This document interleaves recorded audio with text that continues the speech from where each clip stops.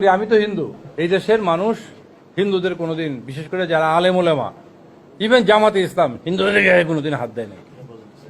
হেফাজতে ইসলাম হিন্দুদের কোনো বিরুদ্ধে জড়ায় নাই।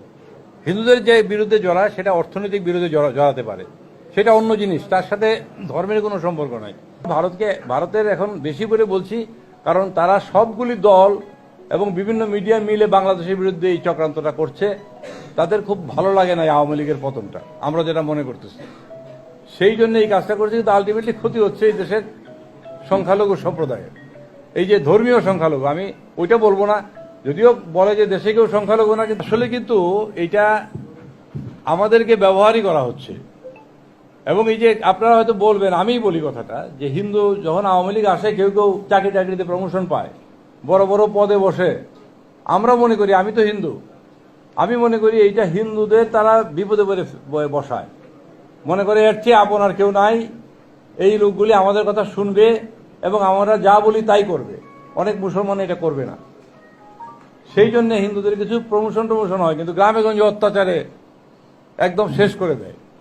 এবং ওরা এসে বলতেও পারে না যে আমরা অত্যাচারিত, বলে যে না, এটা বলা যাবে না, কার কাছে বলবা।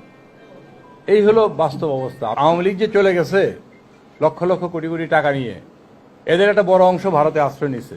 এবং যে নেত্রী বলতেন হিন্দুদের, শুনেন, যে নেত্রী বলতেন যে হিন্দুদের এক পা হচ্ছে বাংলাদেশে, আরেক পা হচ্ছে ভারতে, এবার দুই পা নিয়ে উনি ভারতে আশ্রয় নিয়েছেন।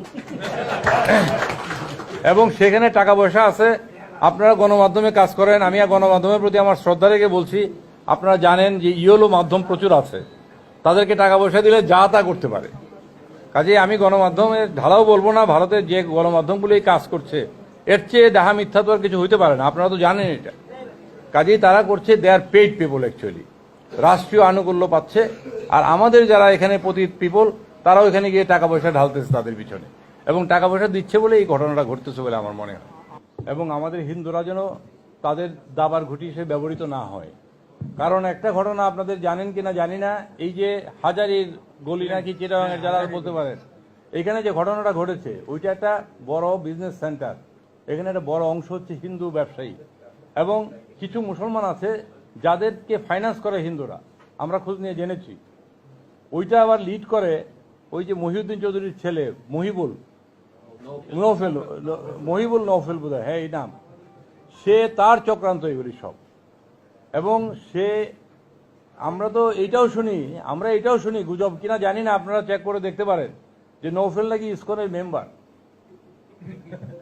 বলে। এটা আমি ইসকনের মেম্বার, কোথায় জানি বলছে, নিজেই বলছে ইসকনের মেম্বার।